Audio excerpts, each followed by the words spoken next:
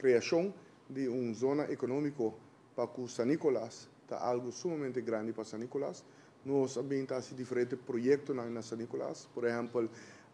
aumentar serviço de helpbus cantores na San Nicolás, porque San Nicolás também trabalha onde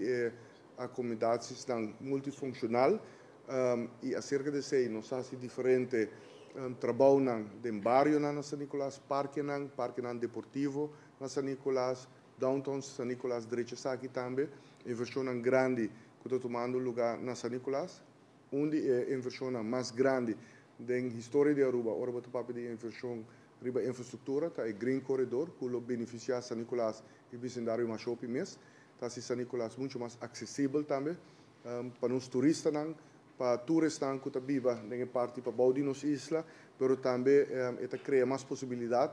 para inversionistas para investir na San Nicolás. Junto que está aqui